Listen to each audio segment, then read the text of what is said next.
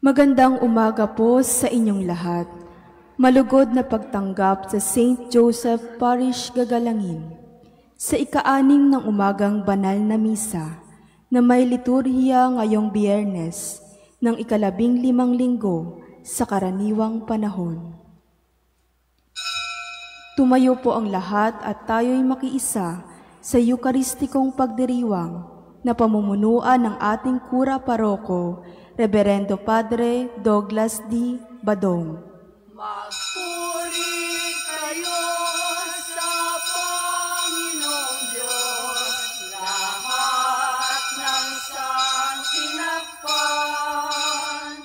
Magsiawit kayo at siya'y pagdangal magpakailanman.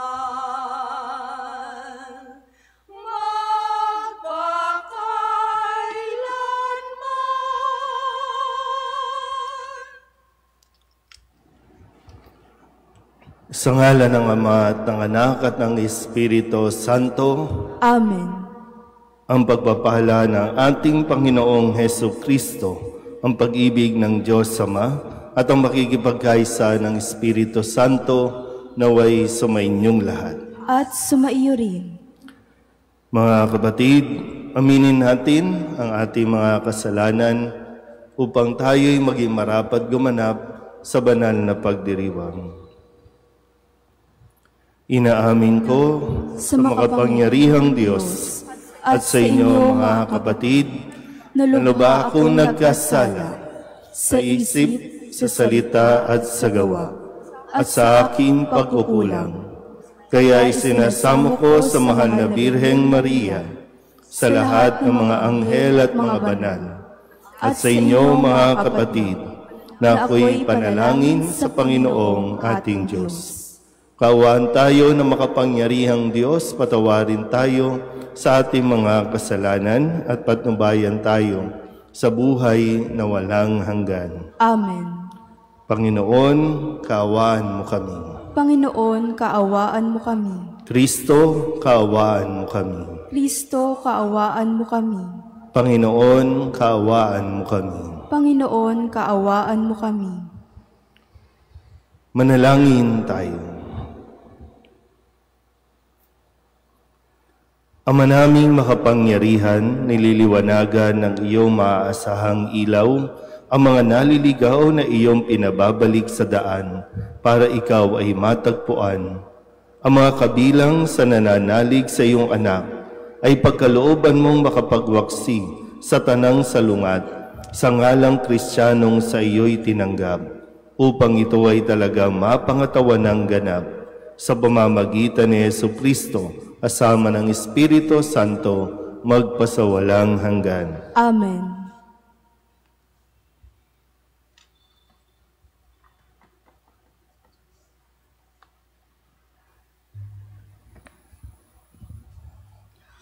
Pagbasa mula sa aklat ng Exodo.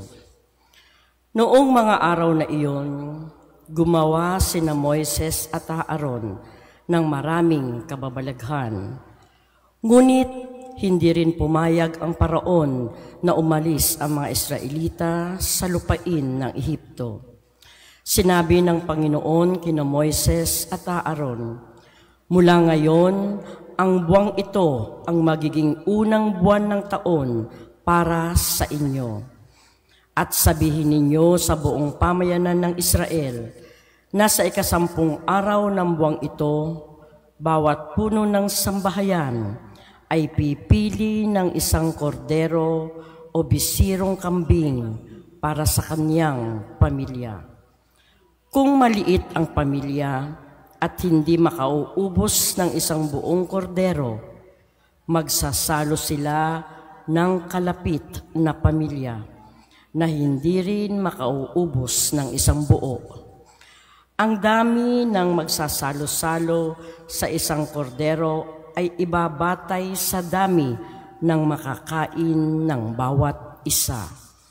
Kailangang ang kordero ay lalaki, 1 taong gulang, walang pinsala o kapintasan. Kung walang tupa ay kahit kambing, aalagaan itong mabuti hanggang sa 14 ng buwan at sa kinagabihan, sabay-sabay na papatayin ng buong bayan ang kanilang kordero. Kukuha sila ng dugo nito at ipapahid sa mga hamba at sombrero ng pintuan ng bahay na kakainan ng kordero. Sa gabi ring iyon, lilitsunin ito at kakaning kasama ng tinapay na walang lebadura at ng mapapait na gulay. Huwag ninyong kakainin ng hilaw o nilaga ang kordero. Litsunin ito ng buo, kasama ang ulo, ang mga pata, at ang laman loob. Huwag kayong magtitira para sa kinabukasan. Kung may matitira, sunugin pagkaumaga. Ganito naman ang magiging ayos ninyo sa pagkain nito. Nakabigkis, nakasandalyas at may tangang tungkod. Dali-dali ang inyong pagkain nito. Ito ang Paskwa ng Panginoon. Sa gabing yaon, lilibutin ko ang buong Ehipto at papatayin ang lahat ng panganay ng lalaki, maging tao o hayop man. At parurusahan ko ang lahat ng Diyos-Diyosan sa Ehipto. Ako ang Panginoon. Lalampasan ko ang lahat ng bahay nang makita kong may pahid ng dugo at walang pinsalang mangyayari sa inyo sa pagpaparusa ko sa buong Ehipto. Ang dugo ang siyang magiging palatandaan na Israelita ang nakatira sa bahay na iyon. Ang araw na ito'y ipagdiriwang ninyo magpakailanman bilang pista ng Panginoon. Ang salita ng Diyos. Salamat sa Diyos. Sa Panginoong tumubos, kalis ng inumi, handog. Sa Panginoong tumubos, kalis ng inumi, handog. Sa Diyos ko't Panginoon, anong aking ihahandog sa lahat ng kabutihan na sa akin ay kaloob? Ang handog ko sa dambana ay inumin na masarap bilang aking pagkilala sa ginawang pagliligtas. Sa Panginoong tumubos, kalis ng inumi, handog. Masakit sa kalooban ng puon kung may papanaw, kahit ito ay iisa, labis siyang magdaramdam. Katulad ng aking ina, maglilingkod akong lubos, yamang ako'y iniligtas, kinalinga at tinubos. Sa Panginoong tumubos, kalis ng inumi, handog. Ako ngayoy maghahandog ng haing pasasalamat. Ang handog kong panalangin sa iyo ko ilalagak. Sa templo ng Jerusalem ay doon ko ibibigay ang anumang pangako kong sa iyo ay binitiwan. Sa Panginoong tumubos, kalis ng inumi, handog. Magsitayo ang lahat.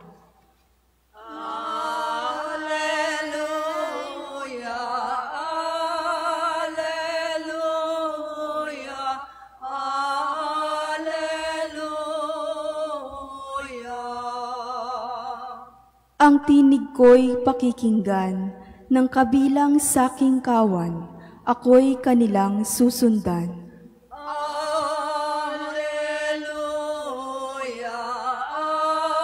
alleluia, alleluia.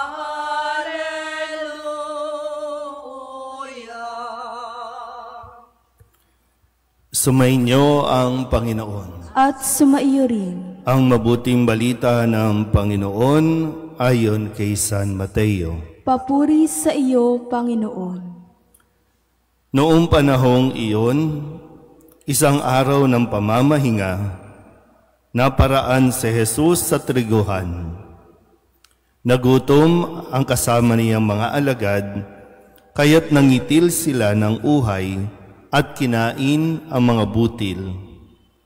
Nang makita ito ng mga Pariseo, sinabi nila sa kanya, "Tingnan mo ang ginagawa ng iyong mga alagad. Bawal iyan kung araw ng pamamahinga." Sumagot si Jesus, "Hindi ba ninyo nabasa ang ginawa ni David nang magutom siya at ang kanyang mga kasama? Pumasok siya sa bahay ng Diyos at kumain ng tinapay na handog sa Diyos at pinakain din niya ang kanyang mga kasama. Labag sa kautusan na kanin nila ang tinapay na iyon sapagkat ang mga saserdote lamang ang may karapatang kumain niyon. Hindi pa ba ninyo nababasa sa kautusan ni Moises na tuwing araw ng pamamahinga, lumalabag sa batas tungkol sa araw na ito ang mga saserdote sa templo? Gayunmay, hindi nila ipinagkakasala iyon. Sinasabi ko sa inyo, naririto ang isang higit na dakila kaysa templo. Hindi sana ninyo hinatulan ang mga walang sala kung alam ninyo ang kahulugan ng mga salitang ito. Habag ang ibig ko, hindi hain. Sapagkat ang araw ng pamamahinga ay nasa ilalim ng kapangyarihan ng Anak ng Tao. Ang mabuting balita ng Panginoon. Pinupuri ka namin, Panginoong Hesukristo. Isang magandang umaga po sa inyong lahat. Ngayon po ay Biyernes ng ika-15 linggo sa karaniwang panahon. At matapos natin marinig kahapon ang paanyaya ni Jesus na ang lahat ng mga nabibigatan sa kanilang pinapasan, lahat ng mga may alalahanin ay lumapit sa Kanya at Kanyang pagpapahingahin. Si Kristo, ang ating Panginoon, sabi nga po, ang araw ng pamamahinga ay nasa ilalim ng kapangyarihan ng Anak ng Tao, kung kaya't ang Diyos ay nagbibigay sa atin ng pahinga. At ngayong araw na ito, muli ay pinapaalala sa atin ang isa sa 10 utos na dapat natin igalang, dapat nating sundin, dapat nating panatilihin ang kasagraduhan ng utos ng araw ng pamamahinga. Bawal magtrabaho sa araw ng pamamahinga. Sa panahon natin ngayon, di ko alam kung bakit natin hinahayaan at tinatanggap na kahit araw ng pamamahinga, magtatrabaho tayo. Kasi ang sinasabi natin, kailangan natin maghanap buhay, kailangan natin kumita para nang sa ganon may makain tayo. At marami din mga business-minded na kung kailan araw ng pamamahinga, doon sila maglalagay ng mga promo, doon sila maglalagay ng mga sales. Para nang sa ganon, kumita pa ng marami, so walang pakialam para sa kanilang mga tauhan na dapat silang nagpapahinga. Pero dahil nga nandun tayo sa kailangan kumita, kaya kailangan magtrabaho. So anong nako-compromise? Yung atin pong oras para sa Diyos at oras para sa ating sarili. Ngayon, yung usapin tungkol sa pamamahinga, ginagamit ng mga Pariseo na ang mga alagad ni Jesus ay lumabag sa utos na ito dahil para sa kanila ang pumitas ng bunga ay isang uri na ng pagtatrabaho. So nawala din minsan yung common sense natin, nawawala din. Puro tayo common, wala nang sense sa mga batas na ginagawa natin, maging yung mga pagsunod natin sa mga nakagisnan natin na bawal, bawal, bawal. Ang daming bawal na hindi natin nalalaman yung sense. Bakit ba bawal? Halimbawa lang po, sa atin, kung tungkol sa usapin ng pagkain, yung binanggit na pag-aalay, no, dun sa hapag, mayroong exempted, no, kasi mga saserdote lang ang kakain. Kasi biruin nyo po, di ba, ang isa sa mga gawain nila, tingnan nyo lang ha, ang isa sa mga gawain nila, yung mag-alay ng hayop. Di ba, binibiyak yun? Kung mayaman ka, isang baka ang iaalay, ihahandog. Kung mahirap ka, kalapati, hahatiin, susunugin. Ay kung lahat sa dami, anong mangyayari sa templo? Babaho din. Yung dugo, kailangan din naman linisin. Pero anong kakainin ng mga nasa templo? Yun din naman. Naalala ko lang, no? Sa atin, kapag, di ba meron tayong mga practice na naglalagay tayo ng pagkain sa altar? Andun yung picture nung yumao, tapos andun yung mga pagkain, lalo na pag November 1, di ba? Nandun, ang daming pagkain. Sinasabi ninyo, ito yung mga paborito, o hindi pwedeng galawin, bawal galawin. Pero yung mensahe nung nandoon sa altar, ginagawa ba natin? Yung mga nag-aalay ba? Nagtutulungan na ba? Nagmamahalan na ba? Kasi lagay tayo ng lagay doon bilang alay, hindi naman kinakain nun. Anong gagawin? Itatapon lang. Pero kung babalikan natin, nung nabubuhay pa, hindi mo naman pinapakain. Pinagdadamutan mo nga. Tapos pag namatay, minsan may pa-catering pa nga, di ba? Pag namatay, pa-cater tayo araw-araw. Sino kumakain? Yung patay ba? Hindi. So yung ilan sa mga ganito na ginagawa natin na mas gusto ng Diyos, hindi lang tayo maiwan sa ritual, kundi mas makita natin yung magkaroon ng mas magandang bunga, lalo na sa ating pag-uugali, yung ating ginagawa. Mas unawain natin na mabuti ang mensahe ni Kristo, kaya nga mahalaga na tayo po ay namamahinga. Kasi sa pamamahinga natin, nagkakaroon din tayo ng self-evaluation. Kung nasaan na nga ba tayo, ano nangyayari sa atin, ano ang estado ng ugnayan natin sa isa't isa, lalo na sa Diyos. Amen.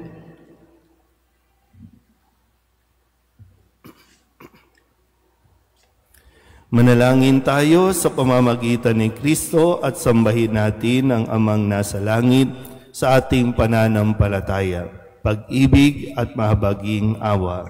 Ang ating pong itutugon, Panginoon ng awa, basbasan mo kami. Panginoon ng awa, basbasan mo kami.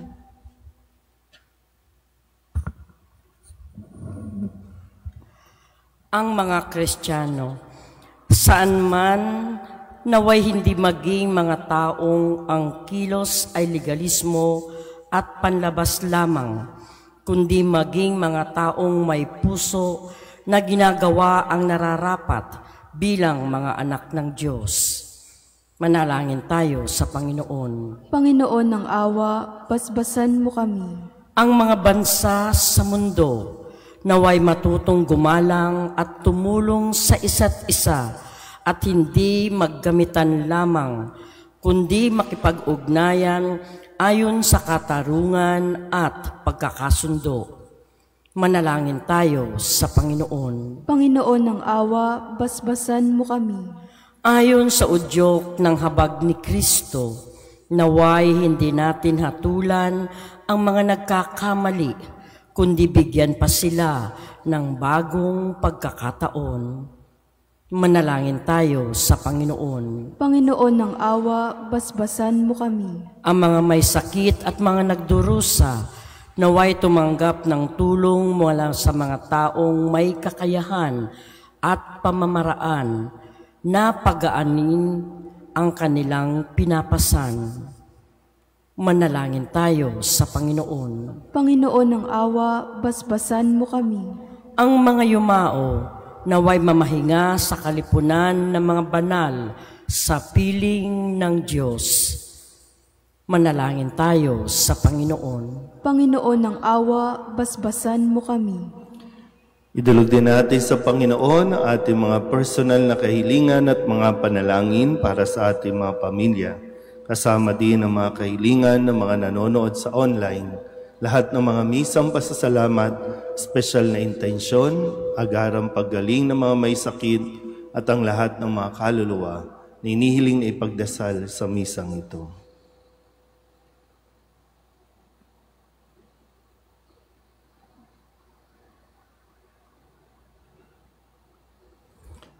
Ang lahat ng ito inihiling namin sa ngalan ni Kristong aming Panginoon. Amen. Puri-puri ka po naming mahal, O Diyos ng langit at sangkalupaan, basbasan at lingapin buhay naming laan. Tinig namin ay pakinggan.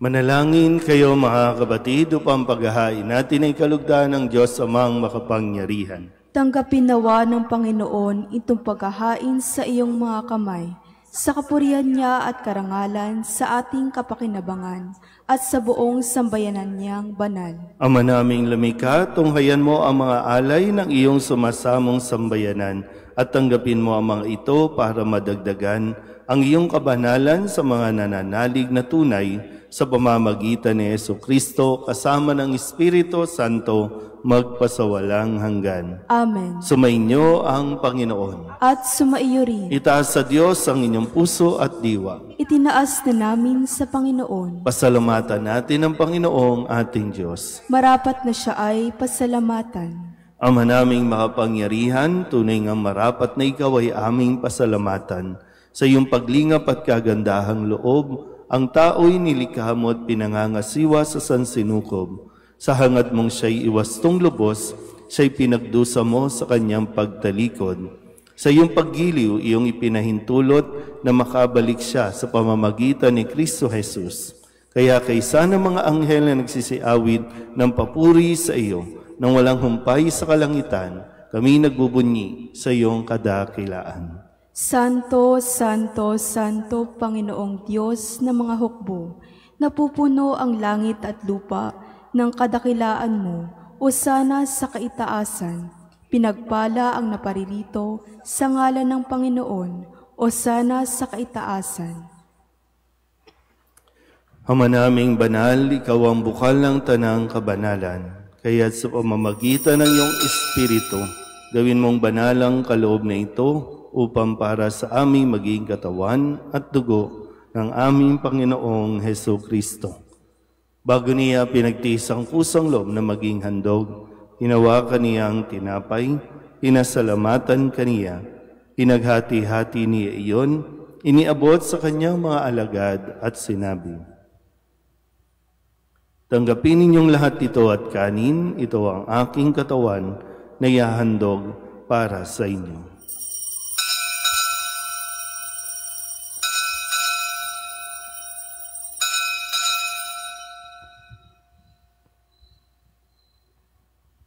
Gayun din naman nung matapos ang hapunan, inawakan niya ang kalis, muli kaniyang pinasalamatan.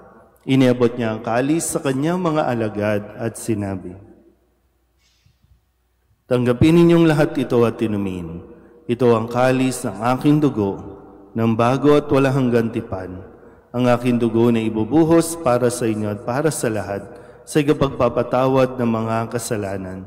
Gawin ninyo ito sa pag-alaala sa akin.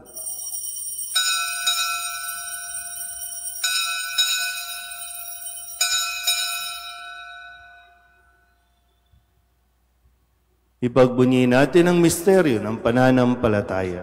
Si Kristo'y namatay, si Kristo'y nabuhay, si Kristo'y babalik sa wakas ng panahon. Ama, ginagawa namin ngayon ang pag-alaala sa pagkamatay at muling pagkabuhay ng iyong anak. Kaya tiniaalay namin sa iyo ang tinapay na nagbibigay buhay at ang kalis na nagkakaloob ng kaligtasan. Kami nagpapasalamat dahil kami iyong minarapat na tumayo sa harap mo para maglingkod sa iyo. Isinasamo namin kaming magsasalo-salo sa katawan at dugo ni Kristo ay mabuklod sa pagkakaisa sa pamamagitan ng Espiritu Santo. Ama, lingapin mo ang iyong simbahang laganap sa buong daigdig. Puspusin mo kami sa pag-ibig kaysa ni Leon na aming Papa at ni Jose na aming Obispo at ng Tanang Kaparian. Alalahanin mo si Romel na tinawag mo mula sa daigdig na ito. Nung siya'y binyagan, siya'y nakaisa ni Kristo sa pagkamatay. Ngayong siya'y pumanaw, naway makaisa siya ni Kristo sa pagkabuhay. Alalahanin mo rin ang mga kapatid naming nahimlay na may pag-asang sila'y muling mabubuhay, gayon din ang lahat ng mga pumanaw. Kawaan mo sila at patuloyin sa iyong kaliwanagan. Kawaan mo at pagindapating kaming lahat na makasalo sa iyong buhay na walang wakas. Kaysa ng mahal na Birheng Maria na ina ng Diyos, ng kabiyak ng puso niyang sa San Jose, kaysa ng mga apostol at ng lahat ng mga banal na namuhay dito sa daigdig ng kalugod-lugod sa iyo, may pagdiwang nawa namin ang papupuri sa ikararangal mo sa pamamagitan ng iyong anak na aming Panginoong Hesu Kristo. Sa pamamagitan ni Kristo, kasama niya at sa Kanya, ang lahat ng parangal at papuri ay sa iyo, Diyos amang makapangyarihan, kasama ng Espiritu Santo, magpasawalang hanggan. Amen.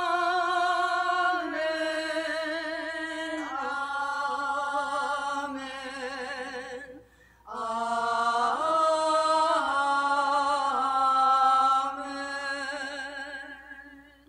Buong kababaan loob tayong tumawag sa ating Panginoon ng Ama namin. Ama namin, sumasalangit ka, sambahin ang ngalan mo, mapasa amin ang kaharian mo, sundin ang loob mo dito sa lupa para ng sa langit.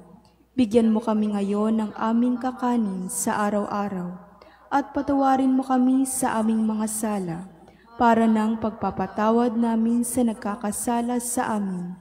At huwag mo kaming ipaintulot sa tukso, at iadya mo kami sa lahat ng masama. Hinihiling namin kami iadya sa lahat ng masama, pagkalooban ng kapayapaan araw-araw, iligtas sa kasalanan at ilayo sa lahat ng kapahamakan. Samantalang aming pinananabikan ang dakilang araw ng pagpapahayag ng tagapagligtas naming si Hesu Kristo. Sapagkat iyo ang kaharian at ang kapangyarihan at ang kapurihan, magpakailanman. Amen. Panginoong Hesu Kristo, sinabi mo sa iyong mga apostol, kapayapaan ang iniiwan ko sa inyo, ang aking kapayapaan ang binibigay ko sa inyo. Tunghayan mo ang aming pananampalataya at huwag ang aming mga pagkakasala.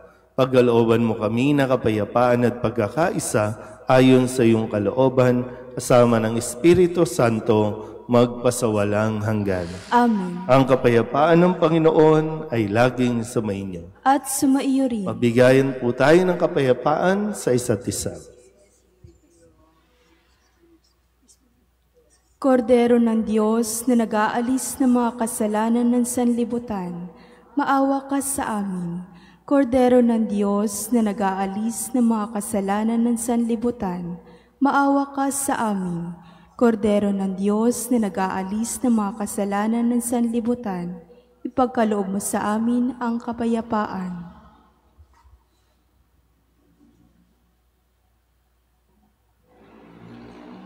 Ito ang kordero ng Diyos.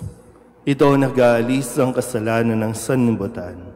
Mapalad ang mga inanyayahan sa kanyang piging. Panginoon, hindi ako karapat-dapat na magpatuloy sa iyo, ngunit sa isang salita mo lamang ay gagaling na ako.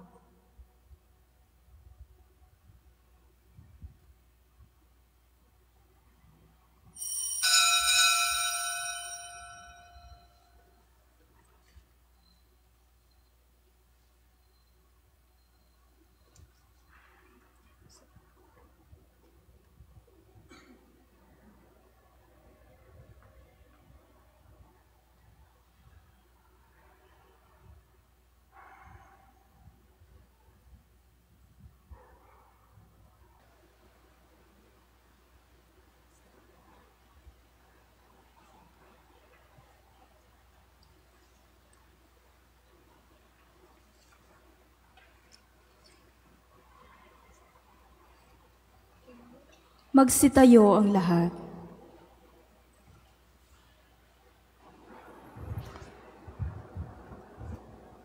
Manalangin tayo.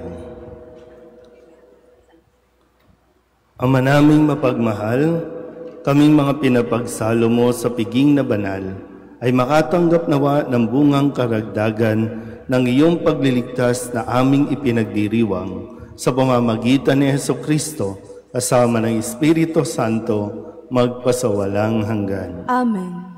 Sumainyo ang Panginoon. At sumaiyo rin.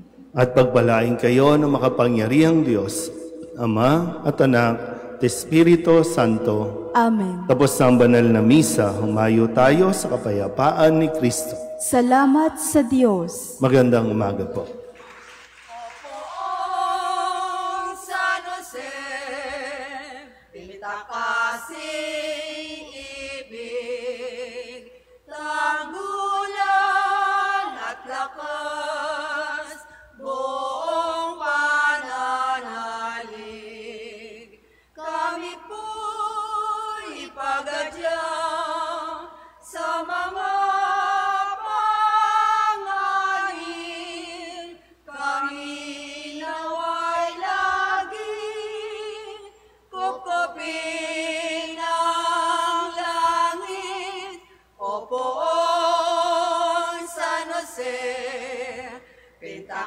Kasing ibig, tanggulan at lakas.